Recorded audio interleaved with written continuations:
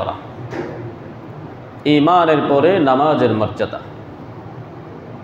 নামাজ এত গুরুত্বপূর্ণ একটা ইবাদত, এত গুরুত্বপূর্ণ একটা ইবাদত, কুরআনুল কারীমে একবার দুইবার না ৮২ বার ৮২ জায়গায় আল্লাহ রাব্বুল আলামিন এই নামাজের আলোচনা করেছেন। এত গুরুত্বপূর্ণ ইবাদত, ৮২ জায়গায় আল্লাহ তাআলা নামাজ কায়েম করার কথা বলেছেন। আল্লাহ তাআলা কোথাও বলেছেন ফাসবির আলা মা ইয়াকুলুনা ওয়াসাব্বিহ বিহামদি রাব্বিকা ক্বাবলা তুলু'আশ শামসি ওয়া ক্বাবলা গুরুবিহা। আল্লাহ তাআলা কোথাও বলেছেন ওয়া আকিমুস সালাতা ওয়া আতুজ যাকাতা ওয়ারকাউ মা'আর রাকিঈন। কোথাও বলেছেন ওয়া আকিমিস সালাতা তারাফাইন নাহারি ওয়া যুলাফাম মিনাল লাইল ইন্নাল হাসানাতি ইউযহিবুনাস সাইয়্যাত। আল্লাহ তাআলা কোথাও বলেছেন হাফিজু আলাস সালাওয়াতি ওয়াস সালাতিল ওয়ুসতা ওয়া কুমু লিল্লাহি কানিতিন। এইভাবে আল্লাহ তাআলা ৮২ জায়গায় নামাজের কথা বলেছেন। বলেন আলহামদুলিল্লাহ। এই গুরুত্বপূর্ণ ইবাদত আল্লাহ তাআলা আমাদেরকে দান করেছেন। আমরা জানি আল্লাহর নবী সাল্লাল্লাহু আলাইহি ওয়াসাল্লাম যখন মেরাজে গিয়েছিলেন, সেই মেরাজের রজনীতে আল্লাহ তাআলা নবীজির উপরে ৫০ ওয়াক্ত নামাজ ফরজ করেছিলেন। পরবর্তীতে কমিয়ে সেটাকে ৫ ওয়াক্তের মধ্যে এসে সীমাবদ্ধ করা হয়েছে। এরপর আল্লাহ তাআলা ডাক দিয়ে বলেছিলেন ইয়া মুহাম্মদ ইন্নাহু লা ইউবাদদিলুল কাওলু লাদাইয়া। আমার কথার তো কোনো পরিবর্তন হয় না, এই জন্যে ওয়া ইন্না লাকা বিহাযিহিল খামসি খামসিনা, তুমি এবং তোমার উম্মতের জন্য এই ৫ ওয়াক্ত নামাজ দিলাম। যদি ৫ ওয়াক্ত পড়ো তাহলে ৫০ ওয়াক্তের সওয়াব আমি আল্লাহ আমলনামায় লিখে দিব। নামাজ ইসলামের ভিত্তি ৫টা। পঞ্চস্তম্ভের দ্বিতীয় স্তম্ভের নাম হলো নামাজ। হযরত আব্দুল্লাহ ইবনে ওমর রাদিয়াল্লাহু তাআলা আনহু থেকে বর্ণিত, قال رسول الله صلى الله عليه وسلم بني الإسلام على 5 شهادة أن لا إله إلا الله وأن محمد رسول الله وإقام الصلاة وإيتاء الزكاة وصوم رمضان وحج بيت الله الحرام।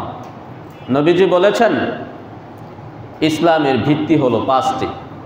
বুনিয়াল ইসলাম, ইসলামটাকে দাঁড় করানো হয়েছে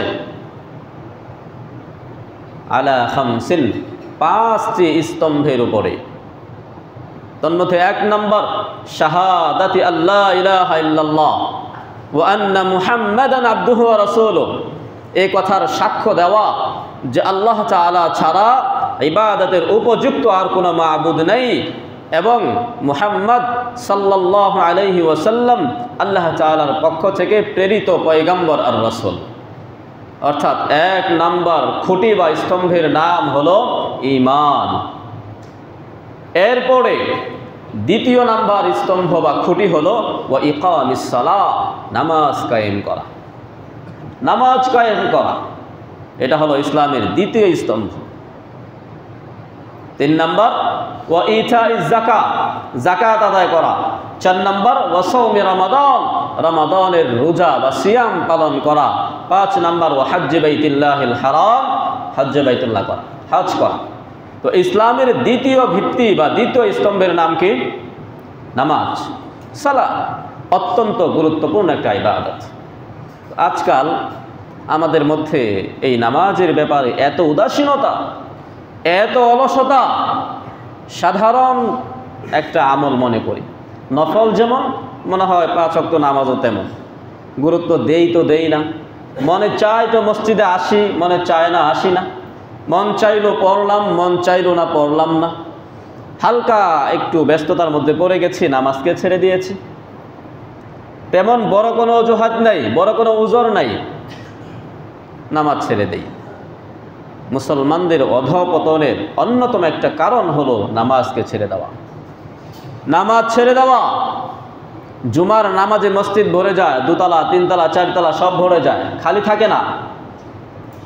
জুমার নামাজ ফরজ, ফজরের নামাজ কি সুন্নাহ, ওয়াজিব, নফল না ফরজ? ফরজ। জোহরের নামাজ ফরজ, আসরের নামাজ ফরজ। জুমায় যেই মানুষগুলো আসে, আসরের নামাজে সেই মানুষগুলো কোথায় যায়? মহল্লাতেই থাকে, এলাকাতেই থাকে, অন্তত ছুটির দিনে মহল্লাতেই থাকে। কিন্তু সেই মানুষগুলো মসজিদে আসে না, কারণ কি? নামাজের গুরুত্ব তাদের মধ্যে নাই। নামাজের গুরুত্ব না থাকার কারণে জুমার সময় আসে আনুষ্ঠানিকতা, সাপ্তাহিক মুসল্লি হিসাবে নিজেকে প্রমাণ করার জন্য। এটাও ভালো না, আসার চাইতে তো ভালো, কিন্তু আপনি তো মুসলমান, আর মুসলমানের জন্য তো 5 বার মসজিদে আসাকে আল্লাহ তাআলা বাধ্যতামূলক করে দিয়েছে। 5 বার আপনাকে আসতে হবে, 5 ওয়াক্ত নামাজ আপনার উপর ফরজ। নামাজকে যদি আমরা সাধারণ বিষয় মনে করি, বড় ভুল করব, বড় ভুল করব, কঠিন মুসিবতের মধ্যে পড়ে যাব। কিন্তু আজান হয়েছে ফজরের সময়, শুনেও না শোনার ভান করে শুয়ে আছি, গুরুত্ব দিলাম না, ইচ্ছে করলেই উঠতে পারতাম। কোনোদিন তো ট্রেন মিস হয় না, 5টায় ট্রেন যেতে হবে, ভোর 5টায় অ্যালার্ম দেওয়া থাকে, আগেই উঠে সিএনজি আগে থেকে রেডি করা থাকে, প্রাইভেট কার আগে থেকে রেডি করা থাকে, রিক্সাওয়ালাকে বলে রাখা হয় আগে থেকে, ভাই আমাকে ভোর রাত্রে দিয়ে আসতে হবে এয়ারপোর্ট বা কমলাপুর। থাকে কি থাকে না? থাকে। এটা তো আপনার একটা নিজের প্রয়োজন, নিজের হাজাত।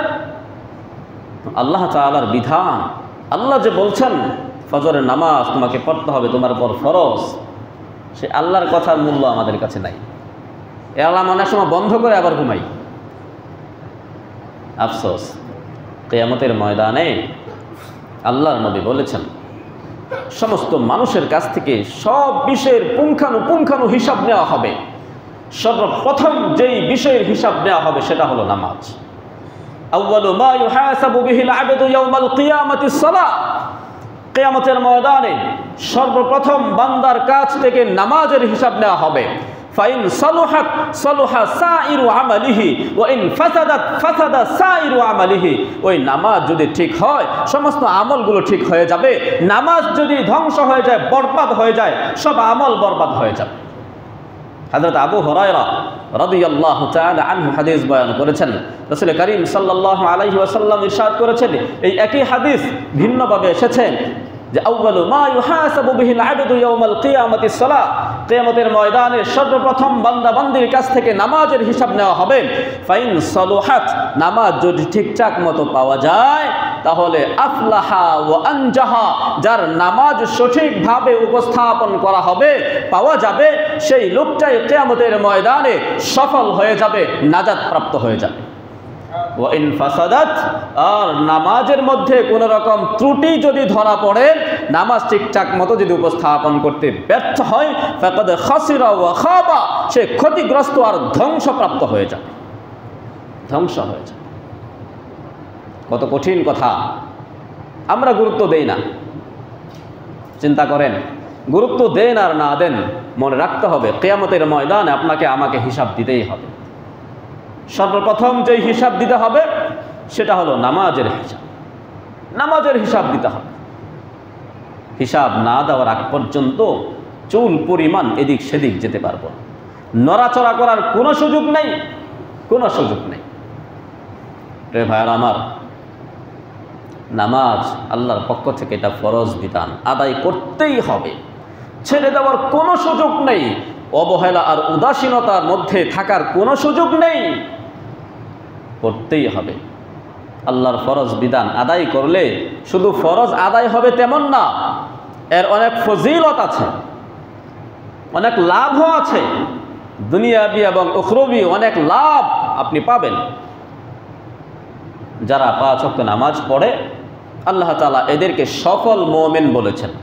সফল মুমিন, যে এরা সফল মুমিন তো যে কালিমা পড়েছে, নবীকে বিশ্বাস করেছে, আল্লাহকে বিশ্বাস করেছে, জান্নাত জাহান্নাম না দেখে বিশ্বাস করেছে, প্রত্যেকেই ইমানদার, প্রত্যেকেই ইমানদার মুমিন, কিন্তু সফল মুমিন না।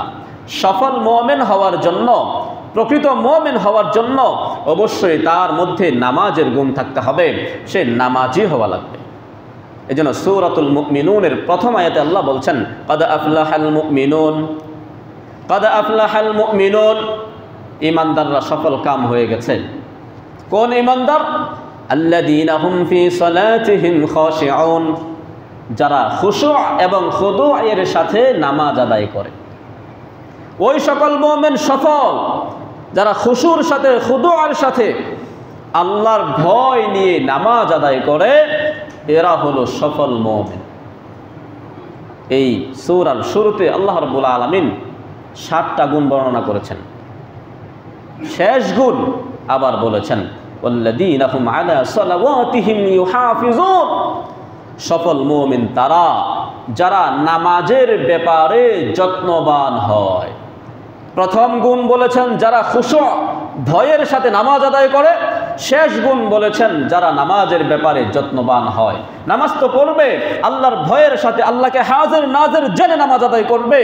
আর শেষ গুণ হলো নামাজের ব্যাপারে অবশ্যই যত্নবান হবে, সময় মতো নামাজ আদায় করবে, নামাজকে কাজা করবে না। টাইমলি যখন যেই নামাজ পড়ার কথা সেই সময়ে সেই নামাজ আদায় করবে, নামাজের ব্যাপারে যত্নবান হবে। মন চাইলো ছেড়ে দিল, এরকম না যে পরে পড়ে নেব, পরে পড়ে নেব, কাজা করব, একদম ছেড়ে দিবে না, এটাও করা যাবে না। আল মুহাফাজা, যত্নবান হওয়া মানে সময় মতো নামাজ আদায় করা, সঠিকভাবে নামাজ আদায় করা। এ ভাইরা আমার, সফল মুমিন হওয়ার জন্য নামাজি হওয়া লাগবে। পাশাপাশি প্রকৃত মুমিন, আল্লাহ রাব্বুল আলামিন 2 রকম শব্দ ইস্তেমাল করেছেন, ব্যবহার করেছেন। কোথাও বলেছেন সফল মুমিন, কোথাও বলেছেন প্রকৃত মুমিন। প্রকৃত মুমিন হওয়ার জন্য নামাজি হওয়া লাগবে। সূরাতুল আনফাল খুলে দেখবেন, সূরাতুল আনফালের শুরুতে 2, 3, 4 নম্বর আয়াতে কারিমাগুলোর মধ্যে আল্লাহ রাব্বুল আলামিন ঈমানদার কারা, শুধু ঈমানদার না, প্রকৃত ঈমানদার, হাকীকি ঈমানদার কারা, তাদের 5টি গুণ ও বৈশিষ্ট্যের কথা আলোচনা করেছেন। সেখানেও নামাজের কথা আছে। সংক্ষেপে যদি বলি, আল্লাহ তাআলা বলেছেন ইন্নামাল মুমিনুনা আল্লাযীনা ইযা যুকিরাল্লাহু ওয়াজিলাত কুলুবুহুম ওয়া ইযা তুলিয়াত আলাইহিম আয়াতুহু যাদাতুহুম ঈমানা ওয়া আলা রাব্বিহিম ইয়াতাওয়াক্কালুন। 1 নম্বর গুণ হলো ঈমানদারদের যখন তার সামনে রব্বুল আলামিনের নাম উচ্চারণ করা হবে, সাথে সাথে তার দিলের মধ্যে একটা কম্পন সৃষ্টি হয়ে যাবে, দিলটা প্রকম্পিত হয়ে যাবে আল্লাহর ভয়ে, যে আল্লাহর নাম আমার সামনে উচ্চারিত হয়েছে, যে আল্লাহর হাতে আমার জীবন, যে আল্লাহর হাতে আমার মরণ, যে আল্লাহ আমার সব। সে আল্লাহর নাম যখন উচ্চারিত হবে তখন সাথে সাথে দিলের মধ্যে একটা প্রকম্পন তৈরি হয়ে যাবে। ঈমানদারদের 1 নম্বর গুণ, শুধু ঈমানদার না, প্রকৃত ঈমানদার। 2 নম্বর ওয়া ইযা তুলিয়াত আলাইহিম আয়াতুহু যাদাতুহুম ঈমানা, যখন তার সামনে কুরআনুল কারীমের আলোচনা করা হবে, কুরআনুল কারীমের তিলাওয়াত করা হবে, আগের চাইতে ঈমান বহুগুণ বেড়ে যাবে। এই যে আমরা এখন কোরআনের কথা বলছি, নামাজের আলোচনা করছি, কোরআন থেকেই করছি, হাদিস থেকেই করছি, মনের মধ্যে একটা পরিবর্তন আসছে না? যারা আমরা নামাজে উদাসীনতা করি, অবহেলা করি, একটু পরিবর্তন আসতেছে কিনা? মনে চাচ্ছে না যে আমরা নামাজ পড়ব? যদি এটা চায় তাহলে আপনি ঈমানদার, আপনি ঈমানদার। আর যদি আলোচনা শোনার পরেও, কোরআনের আয়াত, কোরআনের আলোচনা শোনার পরেও মনের মধ্যে কোনো রকম পরিবর্তন নেই, আগে যেরকম ছিলেন সেরকমই, যে না আবারও ছেড়েই দিব, খেলা দেখব, নামাজ ছেড়ে দিব, আপনি ঈমানদার না। লিখে রাখেন, ঈমানদার না আমার কথা না, আল্লাহর কথা। ওয়া ইযা তুলিয়াত আলাইহিম আয়াতুহু, যার সামনে কোরআনের আয়াত তিলাওয়াত করা হবে, যাদাতহুম ঈমানা, তার ঈমান বাড়বে। আল্লাহ বলছেন আপনার যদি না বাড়ে, আপনি ক্যান্সারের চাইতেও মারাত্মক ভয়াবহ রোগে আক্রান্ত, চিকিৎসা করাতে হবে। ক্যান্সার হইলে তো মানুষ মারা যায়, চিকিৎসা করলে সুস্থ হয়, হায়াত শেষ হয়ে গেলে মারা যায়। কিন্তু আপনার ক্যান্সার এমন ক্যান্সার, মারা গেলেও বাঁচবেন না। কবরের মধ্যে সাপ আসবে, জাহান্নামের আগুন আপনাকে গ্রাস করবে। ভাইয়ারা আমার, এটা হলো 2 নাম্বার গুণ। 3 নাম্বার গুণ আল্লাহ বলছেন ওয়া আলা রাব্বিহিম ইয়াতাওয়াক্কালুন, যারা সুখে দুঃখে সর্বাবস্থায় রব্বুল আলামিনের উপর পূর্ণ আস্থা আর ভরসা রাখে। পূর্ণ আস্থা আর ভরসা রাখে মুমিন কার উপরে? আল্লাহর উপরে। যারা আল্লাহর উপর পূর্ণ ভরসা রাখে তারা প্রকৃত ঈমানদার। 4 নাম্বার, যেটা আমার আলোচ্য বিষয়, আল্লাযীনা ইউকিমুনাস সালাহ, প্রকৃত মুমিন তারা 5 ওয়াক্ত নামাজ কায়েম করে যারা, নামাজ পড়ে যারা, তারা প্রকৃত ঈমানদার। 5 নাম্বার, ওয়া মিম্মা রাযাকনাহুম ইউনফিকুন, আল্লাহর দেয়া সম্পদ থেকে আল্লাহর পথে খরচ করে যারা, তারা প্রকৃত ঈমানদার। এই 5 গুণ আলোচনা করার পরে আমি প্রকৃত বারবার বলছি এই কারণে যে এই 5 গুণ আলোচনা করার পরে আল্লাহ নিজেই এই কথাটা বলেছেন। আল্লাহ বলেন উলাইকা হুমুল মুমিনুনা হাক্কা, উলাইকা হুমুল মুমিনুন, এরাই তারা, এরাই মুমিন। কেমন? হাক্কা, প্রকৃত, আসল, হাকিকি। উলাইকা হুমুল মুমিনুন হাক্কা, এরাই প্রকৃত মুমিন। এই 5 গুণ ও 5 গুণ ও বৈশিষ্ট্যের অধিকারী মানুষ যারা, ঈমানদার যারা, এরাই হলো প্রকৃত ঈমানদার। এই প্রকৃত ঈমানদারদের পুরস্কার পরের আয়াতে আল্লাহ তাআলা ঘোষণা করেছেন। আমি সেদিকে যাচ্ছি না। আলোচনার বিষয় হলো যে প্রকৃত মুমিন হওয়ার জন্য নামাজ দরকার আছে না নাই? আছে। কোনো ব্যক্তি যদি নামাজ ছেড়ে দেয় আর দাবি করে আমি ঈমানদার, ভাই নামাজ না পড়লে কি হবে? ঈমান ঠিক আছে। নামাজ পড়ি না তাই কি আমার কি ঈমান নেই? আমি কি মুসলমান না? না না না, তুমি ঈমানদার না। আল্লাহ বলছেন ঈমান আছে, যে ঈমান তোমাকে জাহান্নামের আযাব থেকে বাঁচাতে পারবে না। ঈমান তো ঠিকই আছে, তুমি ঈমানদার, কিন্তু এই ভাঙ্গাচোরা ঈমান তোমাকে কবরের আযাব থেকে বাঁচাতে পারবে না। তুমি ঈমানদার, তোমার দাবি ঠিক আছে, কিন্তু তুমি প্রকৃত ঈমানদার না, তুমি সফল ঈমানদার না। আর প্রকৃত আর সফল ঈমানদার ছাড়া যদি কেউ কবরে যায়, কবর তার সাথে এমন দুর্ব্যবহার করবে যা কল্পনাও করা যায় না।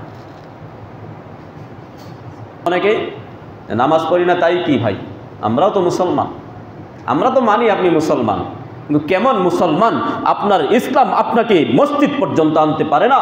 আপনি ঈমানদার, আপনার ঈমান আপনাকে মসজিদ পর্যন্ত আনতে পারে না।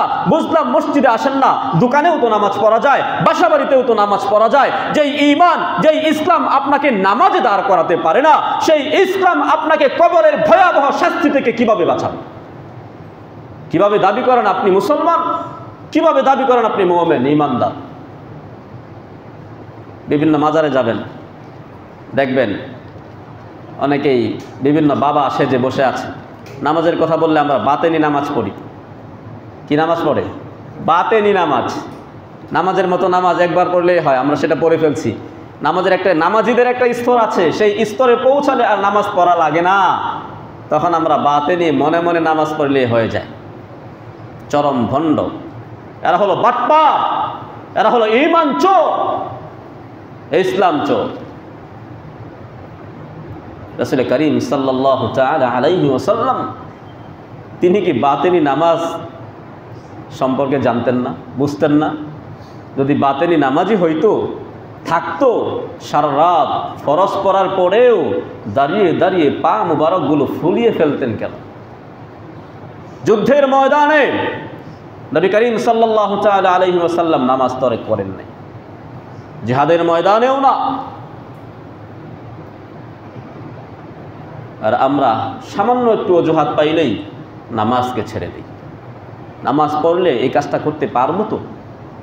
নামাজটা পড়ে যদি রওনা হই গাড়িটা ধরতে পারবো তো? নামাজ পড়ে দোকানে গেলে কাস্টমারগুলো আমার জন্য অপেক্ষা করবে তো? নামাজ পড়ে যাইতে যাইতে মসজিদে গিয়ে বিবাহের অনুষ্ঠানটা পাবো তো? বিভিন্ন রকমের অজুহাত উজর আমার সামনে আসে, নামাজ ছেড়ে দিই। এই যে চলে যায়, ঘর থেকে বের হয়ে যায়, আর নামাজ পড়া হয় না। নামাজ পড়ে গেলে গাড়ি পাবো কি পাবো না এই টেনশন করতে করতে চলে গেলাম। নামাজ না পড়ে বাড়িতে যাইতে যাইতে 5 ওয়াক্ত কাজা হয়ে গেছে, খবর নাই। রে ভাইরা আমার, নামাজের ব্যাপারে উদাসীন এটা আপনাকে চরম ভোগান্তির মধ্যে ফেলে দেবে। আপনি এখন বুঝবেন না, তো একটা সময় এমন আসবে যখন আফসোস করা ছাড়া আর কোনো উপায় থাকবে না, হিসাব দিতে হবে। আমি তো প্রায়ই বলি, এখন যাদের শরীরে শক্তি আছে, বল আছে, ইচ্ছে করলে মসজিদে আসতে পারি, নামাজ পড়তে পারি, আমরা কেন উদাসীনতার মধ্যে থাকি, কেন অবহেলা করি নামাজকে? বৃদ্ধ বয়সে যখন আপনার মনে চাবে সব কিছু থেকে ফারেক হয়ে এখন একটু ইবাদত বন্দেগী করি, মসজিদের কোনায় বসে যায় তাসবিহ নিয়ে, তখন আপনি আফসোস করবেন, ইচ্ছে করলেও মসজিদে আসতে পারবেন না। হাদিসের মধ্যে আসছে, বৃদ্ধ বয়সে যে মানুষগুলো ইবাদত বন্দেগী করতে পারে না, ইচ্ছে থাকা সত্ত্বেও ইবাদত করতে পারে না, ইচ্ছে আছে কিন্তু ইবাদত করতে পারে না, আল্লাহ রাব্বুল আলামিন এই মানুষগুলোর যৌবনকাল দেখবেন, সুস্থ অবস্থায় কি পরিমাণ আমল করেছিল সেটা দেখবেন। সুস্থ অবস্থায় যদি ঠিকমতো নামাজ আদায় করে থাকে, তাহলে অসুস্থ হয়ে গেছে, বৃদ্ধ হয়ে গেছে, বার্ধক্যে উপনীত হয়ে যাওয়ার পরে নামাজ আদায় করতে পারতেছে না, ইবাদত করতে পারে না, আল্লাহ বলবেন, ও ফেরেশতারা, এই বান্দা যৌবনকালে যে হারে ইবাদত করেছিল ওই হারে তার আমল নামায় নেকি পাঠাতে থাকো। সুবহানাল্লাহ। যদি আপনি যৌবনকালে গুনাহের মধ্যে লিপ্ত থাকেন, বুড়া বয়সে শুয়ে গুনাহের মধ্যে লিপ্ত থাকবেন, আমল নামায় গুনাহ লেখা হবে। ইবাদতে লিপ্ত থাকলে, ইবাদতের মধ্যে যৌবনকাল কাটালে, বৃদ্ধ বয়সেও আপনার আমল নামায় নেকি লেখা হতে থাকবে। এই জন্য খুব গুরুত্ব দিব নামাজের ব্যাপারে। কোনো রকম উদাসীনতা, কোনো রকম অবহেলা করা যাবে না। প্রিয় ভাইরা আমার, রাসূল করিম সাল্লাল্লাহু তাআলা আলাইহি ওয়াসাল্লাম হাদিসের মধ্যে ইরশাদ করেছেন, মান তারাকা সালাতা মুতাআম্মিদান ফাকাদ কাফারা। হাদিসটা শুনতে সাধারণ, ছোট্ট, কিন্তু কত কঠিন কথা। এই হাদিসের কোনো ব্যাখ্যা বিশ্লেষণ বাদ দিয়ে শুধু আমি তর্জমাটা যদি আপনাদেরকে শোনাই, তর্জমাটা হলো এই যে ব্যক্তি ইচ্ছা করে 1 ওয়াক্ত নামাজ ছেড়ে দিল, ফাকাদে কাফারা, সে কাফের হয়ে গেল। কাফারা ইয়াকফুরু, কাফের হয়ে যাওয়া। ব্যাখ্যা বিশ্লেষণ পড়ে শাব্দিক তর্জমায় দেখেন কি বলছে আল্লাহর নবী, ফাকাদে কাফারা, সে কুফরি করলো। চিন্তা করা যায়?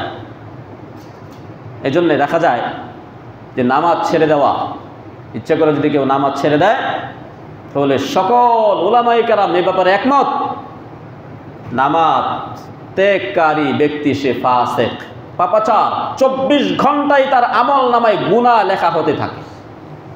হানাফি মাযহাবের ফতোয়া এটা, মালিকি মাযহাবের ফতোয়া এটা, শাফিঈ মাযহাবের ফতোয়া এটা, নামাজ ত্যাগকারী ফাসিক ফাসিক ফাসিক। হাম্বলি মাযহাবের ফতোয়া হইল নামাজ ত্যাগকারী সরাসরি কাফের, সরাসরি কাফের। চিন্তা করা যায়? নবীজি বলেছেন, মান তারাকা সালাতা মুতাআম্মিদান ফাকাদ কাফারা। অন্য হাদিসের মধ্যে ইরশাদ করেছেন, আল ফারকু বাইনাল কুফরি ওয়াল ঈমানি আস-সালাহ। ঈমান এবং কুফরের মধ্যে পার্থক্যকারী হলো নামাজ। ঈমান আর কুফর, অন্য রিওয়ায়াতে আছে বাইনাল ঈমানি ওয়াশ শিরকি, শিরক এবং ঈমানের মধ্যে পার্থক্যকারী হলো নামাজ। আজান হয়ে গেছে, নামাজ পড়বেন তো আপনি মুমিন, নামাজ পড়লেন না তো আপনি মুশরিক, আপনি কাফির। আল্লাহর নবীর কথা, কত কঠিন কথা। আমরা এই কথাগুলোকে গুরুত্ব দেই না। মুসলমান যদি এই হাদিসগুলোর উপর আমল করত, গুরুত্বের সাথে এই হাদিসগুলো শুনতো আর মানতো, কোনো মুসলমানের বাচ্চা তো নামাজ ছাড়তে পারে না, কোনো মুসলমান তো নামাজ তরক করতে পারে না, কল্পনাও করতে পারে না। নামাজের দাওয়াত কেন দেওয়া লাগবে? তাবলীগের ভাইয়েরা দাঁড়ে দাঁড়ে ঘোরেন, ঘরে ঘরে বাড়ি বাড়ি যান, আপনার কাছে গিয়ে দাঁড়িয়ে থাকে, আপনি যেন একটু আসেন মসজিদে। আপনার শরম করে না? লজ্জা লাগে না? শয়তানের ধোকায় পড়ে হতে পারে 1-2 বার, কিন্তু যখন আবার স্মরণ করিয়ে দেওয়া হয়, স্মরণ হয়ে যায়, তখন আপনি কিভাবে গাফেল হয়ে থাকেন? মুসলমানের বাচ্চা নামাজ ছাড়তে পারে না, নামাজ পড়বে না মুসলমান, এটা তো কল্পনাও করা যায় না।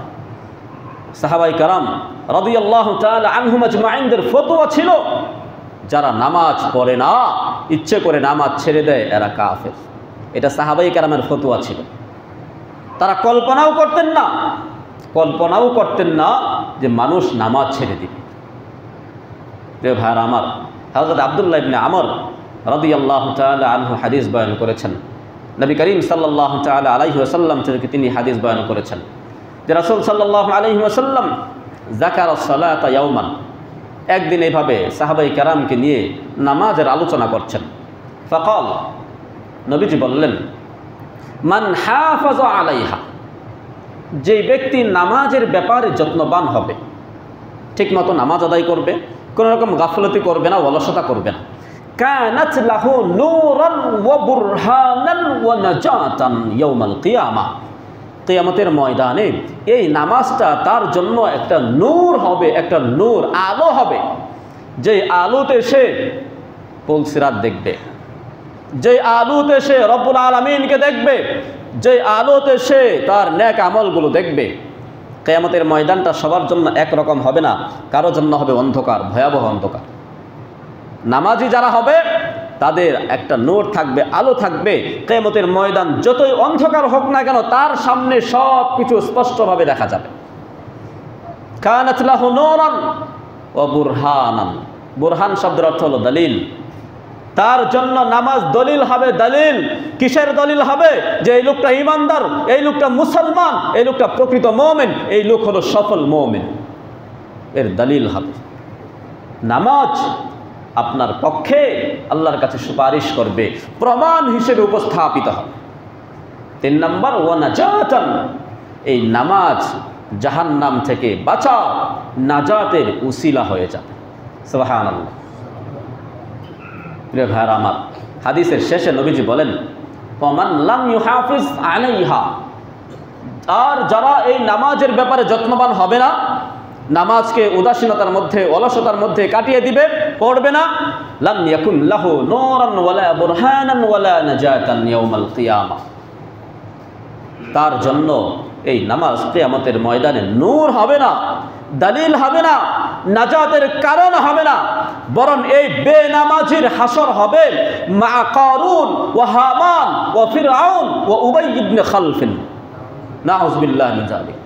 বরং এই বেনামাজির হাসরটা হবে কারুনের সাথে, হামানের মতো কাফেরের সাথে, ফিরআউনের মতো কাফেরের সাথে, উবাই ইবনে খালফের মতো কাফেরের সাথে, নাউযু বিল্লাহি মিন যালিক। চিন্তা করা যায়? সহিহ হাদিস এগুলো, সহিহ ইবনে হিব্বানের মধ্যে হাদিসটা এসেছে।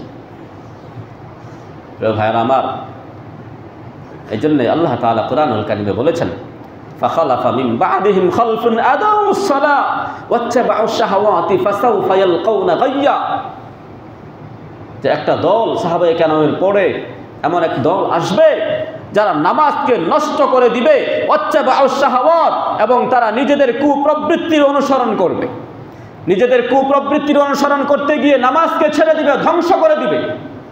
শাহাওয়াতের বর্তমান একটা ব্যাখ্যা হতে পারে মোবাইল, ফেসবুক, ইউটিউব, টিকটক ইত্যাদি। মোবাইল নিয়ে পড়ে থাকবে, টিপতে টিপতে টিপতে টিপতে রাত বেজে যাবে 2টা 3টা, ফজরের সময় উঠা কল্পনাও করা যায় না। কেমনে উঠবে? যারা একবার নামাজের মধ্যে অলসতা শুরু করবে, আল্লাহ বলেন ফাসাউফা ইয়ালকাউনা গায়্যা, এরা একের পর এক গুমরাহিতে লিপ্ত হবে, একের পর এক গুমরাহিতে লিপ্ত হবে, একের পর এক ধারাবাহিকভাবে এরা গুমরাহির মধ্যে লিপ্ত হবে। উঠে আসা সহজ না। এই জন্য শুরুতে বলেছিলাম, ফাইন সলুহাত, নামাজ যদি ঠিক হয়ে যায়, সলুহা সাইরু আমালিহি, অন্যান্য সকল আমল ঠিক হয়ে যাবে। এই জন্য নামাজের ব্যাপারে খুব যত্নবান হওয়া চাই। নামাজের ব্যাপারে উদাসীন মুসলমান হতে পারে না। প্রিয় ভাইয়েরা আমার, আম্মাজান আয়েশা সিদ্দিকা রাদিয়াল্লাহু তাআলা আনহা বলেন, নবীজি যখন আজান শুনতেন, নামাজের আজান যখন নবীজি শুনতেন, পেরেশান হয়ে যেতেন, পেরেশান হয়ে যেতেন। নামাজে যাওয়ার জন্য এত ব্যস্ত হয়ে যেতেন যে ওই সময়টায় তিনি কাউকে চিনতেন না, দুনিয়ার সব কিছু ভুলে যেতেন। আম্মাজান বলেন, আমাকে পর্যন্ত নবীজি ভুলে যেতেন। আমাকে পর্যন্ত ভুলে যেতেন, অথচ আমি সবচেয়ে প্রিয় স্ত্রী। আমাকে মাঝে মধ্যে জিজ্ঞেস করতেন, মান আনতি, তুমি কে, আমার সামনে কে তুমি? আমি বলতাম আনা আয়েশা, আমি আয়েশা। মান আয়েশা, আয়েশা কে? আমি বলতাম বিন্তু আবি বকর, আপনার বন্ধু আবু বকরের মেয়ে। নবীজি বলতেন ও আচ্ছা। এই কথা বলে তিনি মসজিদে চলে যেতেন। নামাজের গুরুত্ব আমি আপনাদেরকে আগেও শুনিয়েছি। সাহাবায়ে কেরাম কাঠ কাটতে গিয়েছেন, জঙ্গলে কাঠ কাটতে গিয়েছেন, আজানের ধ্বনি কানের মধ্যে আসছে, কোড়ালকে উপরে উঠিয়েছেন কাঠ কাটার জন্য, কোপ দেওয়ার জন্য। ওই সাহাবী সামনের দিকে আর কোপ দেন নাই, আজানের ধ্বনির সাথে আসার সাথে সাথে কোড়ালকে পিছনে ফেলে দিয়েছে, সামনে আর কোপ দেন নাই, যে নামাজে চলে যেতে হবে। আর আজকাল আমাদের অবস্থা কি? জুমার নামাজের আজান হয়ে যায়, বাড়িতে বসে থাকি। অথচ আল্লাহ বললেন জুমার নামাজের আজান যখন হয়ে যাবে, ফাইদা নুদিয়া লিস-সালাহ মিন ইয়াউমিল জুমআতি ফাসআউ ইলা যিকরিল্লাহ, দৌড়ে দৌড়ে নামাজে আসো, হাইটা হাইটা এসো না। আল্লাহ বলছেন দৌড়ে দৌড়ে আসো। ফাসআউ শব্দ ব্যবহার করেছেন। হেঁটে হেঁটে হইলে ওয়ামশু হইতো, ফামশু, হেঁটে হেঁটে আসো, আস্তে আস্তে আসো। আল্লাহ বলছেন ফাসআউ, মানে দ্রুত আসো, দ্রুত আসো, তাড়াহুড়া করে মসজিদে চলে আসো। এজন্য অনেক উলামায়ে কেরাম ফতোয়া দিয়েছেন জুমার দিন জুমার আজানের পরে দুনিয়াবি কাজ কাম করা হারাম। অথচ আমরা কয়জনে মানি? নামাজের ব্যাপারে এত উদাসীন আমরা। প্রিয় ভাইরা আমার, রাসূল করিম সাল্লাল্লাহু তাআলা আলাইহি ওয়াসাল্লাম নামাজের ব্যাপারে এত গুরুত্ব দিতেন। তিনি তো দয়ার নবী ছিলেন। জীবনে কত কষ্ট, কত নির্যাতন, কত অপমান তিনি সহ্য করেছেন। কোনো দিন কারো জন্য, কোনো নির্যাতনকারীর বিপক্ষে, কোনো অপমানকারীর বিপক্ষে তিনি বদদোয়া করেন নাই। শুধুমাত্র নামাজে বাধা দানকারী ব্যক্তিদের বিরুদ্ধে নবীজি একদিন বদদোয়া করেছেন। নবীজি জীবনে কোনোদিন বদদোয়া করেন নাই। তায়েফের ময়দানে গিয়েছেন ঈমানের দাওয়াত নিয়ে, নামাজের দাওয়াত নিয়ে। তায়েফবাসীরা কি পরিমাণ নির্যাতন করেছিল আপনাদের অজানা নয়, সকলের কাছে স্পষ্ট। তায়েফের যুবকেরা নবীজিকে পাগল বলে পাথর মারতে মারতে বারবার বেহুশ করে ফেলেছে। ছোট ছোট বাচ্চাদেরকে পর্যন্ত লেলিয়ে দিয়েছিল, যাও তায়েফে একটা পাগল আসছে, তাকে তায়েফ থেকে বের করে দাও। বারবার বেহুশ হয়ে গেছেন।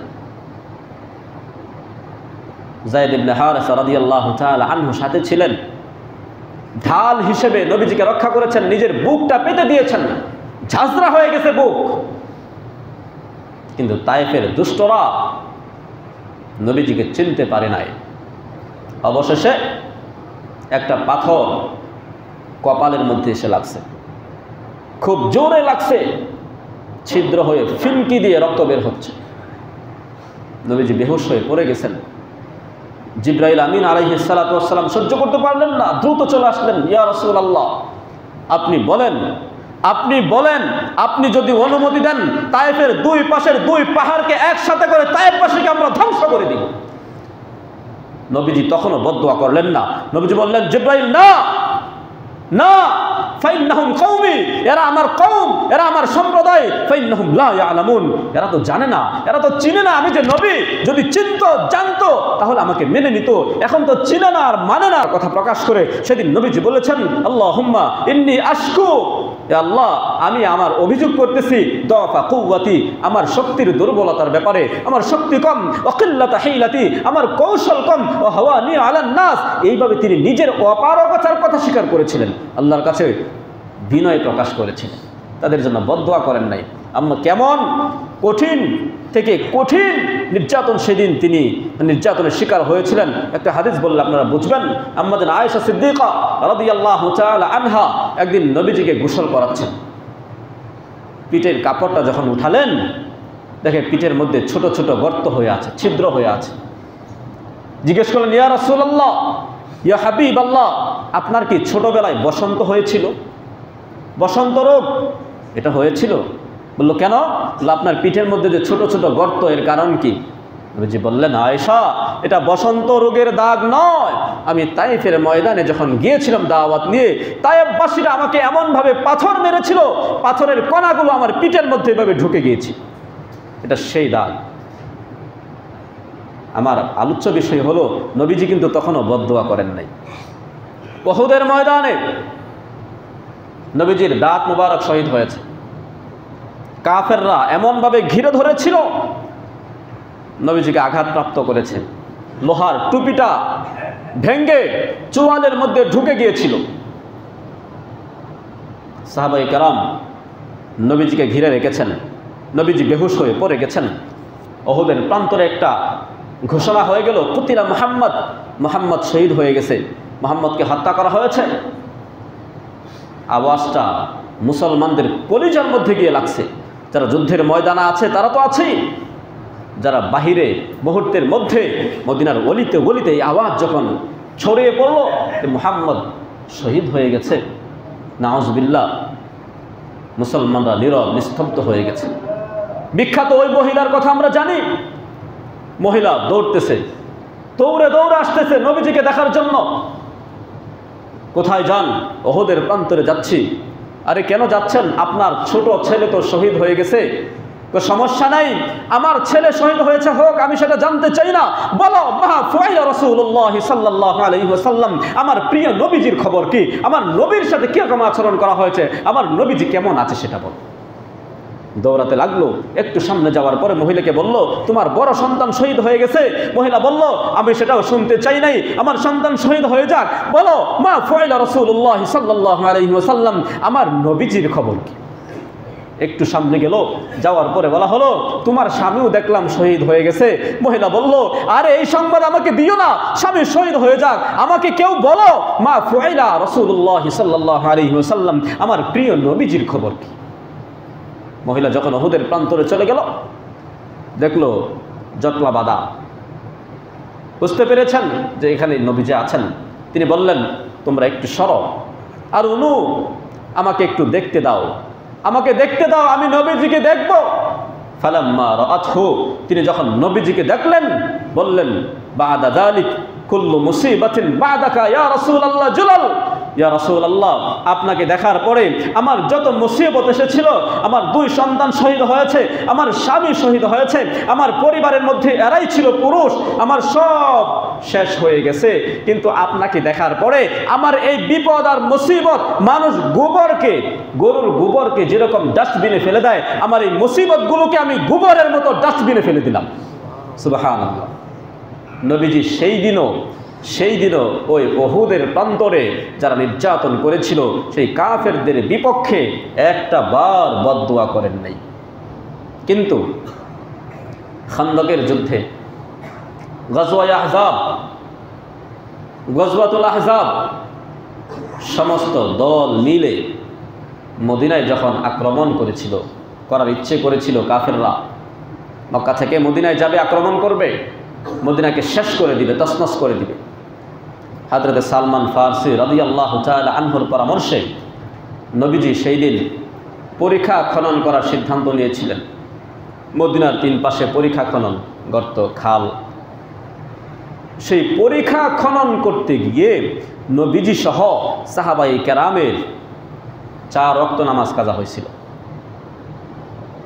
একটা হাদিসে আসছে যে শুধু আসরের নামাজ কাজা হয়েছে, নামাজ কাজা হয়ে গেছে, সময় মতো পড়তে পারেননি। নবীজি এত কষ্ট পেয়েছেন, নবীজি সেই দিন বদদুয়া করেছেন, আল্লাহুম্মা আমলা কুলুবাল্লাযীনা ক্বাদ শাগালুনা আনিস সালাতিল ওয়ুসতা নারা। আয় আল্লাহ, ওই লোকগুলো যারা আমাদেরকে আসরের নামাজ পড়তে দিল না, এদের অন্তরগুলো জাহান্নামের আগুন দিয়ে ভরে দাও। ওয়ামলা কুবুরানা নারা, এদের কবরকে জাহান্নামের আগুন দিয়ে ভরে দাও। ওয়ামলা বুয়ুতাহুম নারা, এদের বাড়ি ঘরগুলো জাহান্নামের আগুন দিয়ে ভরে দাও। চিন্তা করেন, যেই নবী তায়েফের ময়দানে এত নির্যাতনের শিকার, শারীরিক নির্যাতনের শিকার হওয়ার পরেও বদদুয়া করেন নাই, উহুদের প্রান্তরে শারীরিক মানসিক নির্যাতন হওয়ার পরেও, নির্যাতিত হওয়ার পরেও বদদুয়া করেন নাই, কিন্তু খন্দকের যুদ্ধের সময় নবীজির নামাজ ছুটে গেছে। এই নামাজ যাদের কারণে ছুটে গেছে সরাসরি তাদের জন্য বদদুয়া করলেন। নামাজের গুরুত্ব কত বেশি, কত বেশি নামাজের গুরুত্ব চিন্তা করেন। অথচ আজকাল আমরা নামাজ স্বাভাবিক যে কোনো কারণে ছেড়ে দিই। আফসোস ভাইরা আমার, নবীজি আলাইহিস সালাতু ওয়াস সালামের ইন্তেকালের আগ মুহূর্তে নবীজি অসুস্থ। আমরা জানি নবীজি অসুস্থ হয়ে যাওয়ার পরে যখন থেকে মসজিদে যেতে পারছেন না, প্রথম তো দুই সাহাবীর কাঁধে ভর করে মসজিদে গেছেন নামাজ পড়ার জন্য। একটা সময় এমন হয়েছেন আর উঠতে পারছেন না, মসজিদে যেতে পারছেন না। বললেন, যাও আবু বকরকে বলো নামাজের ইমামতি করতে। আবু বকরের ইমামতিতে নামাজ শুরু হয়ে গেছে। নবীজি কামরায় শোয়া।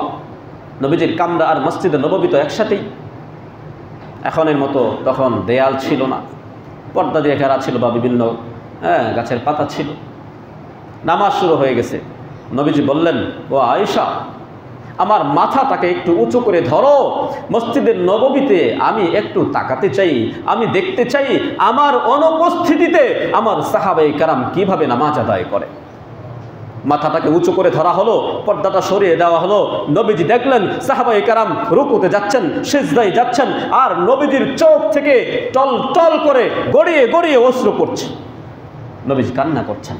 আম্মাজান আয়েশা বলেন, ইয়া রাসূলুল্লাহ, ইয়া হাবিবাল্লাহ, এটা তো খুশির কথা যে আপনার অনুপস্থিতিতে আপনার সাহাবায়ে কেরাম সুন্দর করে নামাজ আদায় করতে পারছে। আপনি তো খুশি হওয়ার কথা, আপনি কাঁদছেন কেন? নবীজি বললেন, ও আয়েশা, আমি খুশিতে কান্না করতেছি, এটা আমার আনন্দের অশ্রু, আনন্দে আমার অশ্রু ঝরছে যে আমি এই নামাজকে প্রতিষ্ঠা করার জন্যে আমি তায়েফের ময়দানে কত নির্যাতিত হয়েছি, উহুদের ময়দানে আমি দাঁত মোবারক শহীদ করেছি, আমি আমার নিজের মাতৃভূমি মক্কা ছাড়তে বাধ্য হয়েছি, আপনজনদের কাছ থেকে কত নির্যাতনের শিকার হয়েছি। আমার অনুপস্থিতিতে, আমার অবর্তমানে আমার সাহাবায়ে কেরাম নামাজ পড়তে পারছে দেখে আমার বিশ্বাস হয়েছে, আমার ভালো লাগছে যে আমি না থাকার সময় তারা সুন্দর করে নামাজ আদায় করবে, নামাজ ছেড়ে দিবে না। এই খুশিতে আমি কান্না করতেছি।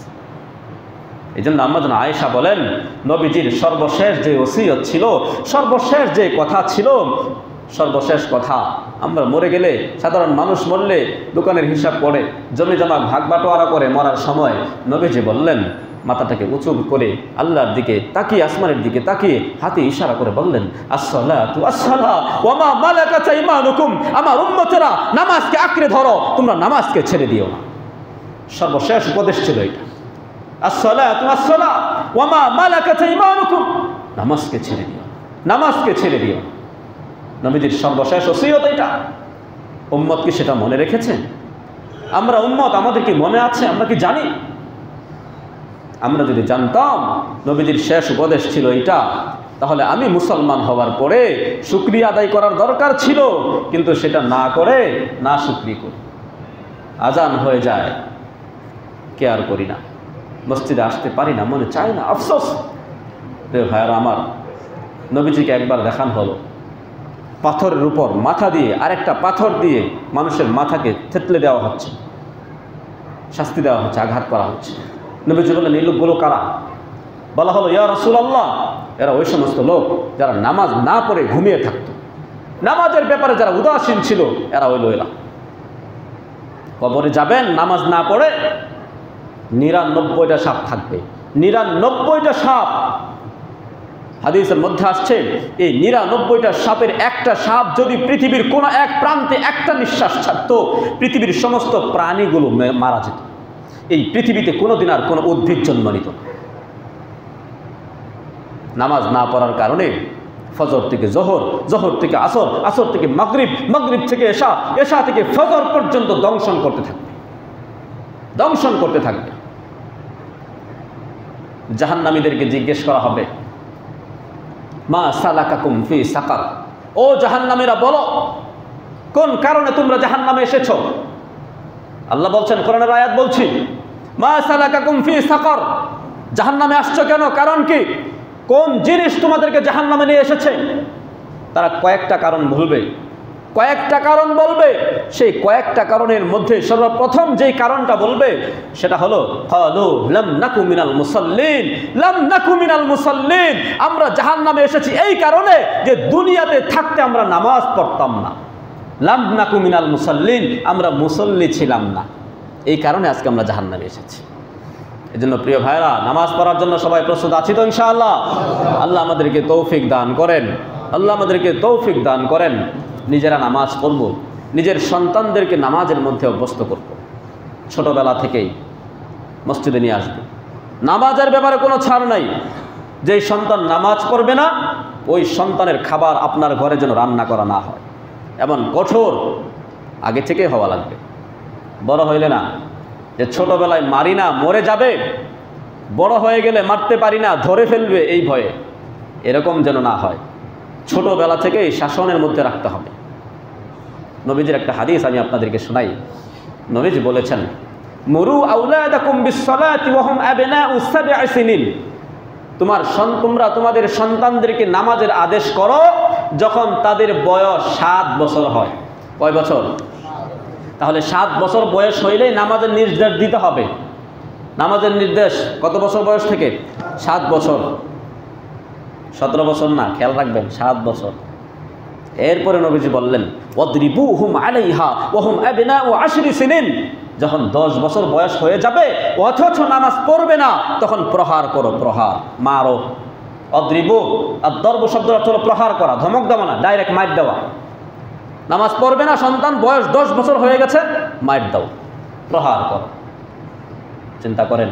আর আমরা আমাদের সন্তানদেরকে ওই কলেজে পড়ে, ভার্সিটিতে পড়ে এখনো কচি খোকা মনে করি।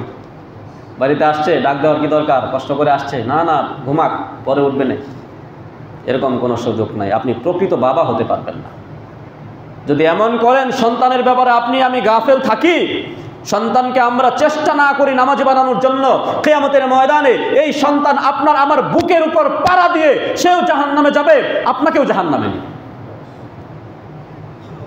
এই জন্য সন্তানদের ব্যাপারে যত্নবান হই। সর্বশেষ কথা, সময়ও শেষ, আমার আলোচনাও শেষ। সর্বশেষ কথা আপনাদেরকে বলতে চাই, আপনারা এখানে যারা আছেন সকলেই কি নবীজির সাথে জান্নাতে থাকতে চান? কে কে থাকতে চান? হাত জায়গায় দেখি। আল্লাহ এই হাতগুলোকে কবুল করো। সবাই জান্নাতে তোমার নবীর সাথে থাকতে চায়, তুমি সকলকে কবুল করো, আমিন। হাত নামান। একটা আমল বলে দিচ্ছি, একটা আমল, একটা কাজ করবেন, তাহলে নবীর সাথে জান্নাতে থাকা যাবে। এটা একটা হাদিস হযরত রাবিআ ইবনে কাব আল আসলামী রাদিয়াল্লাহু তাআলা আনহু হাদিস বয়ান করেছেন। তিনি বলেন, ক্বাল কুনতু আবিতু মা রাসূলিল্লাহি সাল্লাল্লাহু আলাইহি ওয়াসাল্লাম। আমি এক রাত নবীজির সাথে কাটিয়েছিলাম। নবীজি যেখানে ছিলেন আমি নবীজির সাথে রাত্রি যাপন করেছিলাম। ফাআতাইতুহু বিউদুইহি ওয়া হাজাতিহি। এরপরে নবীজি যখন সকালবেলা উঠলেন, ওজুর পানি আমি এনে দিয়েছিলাম।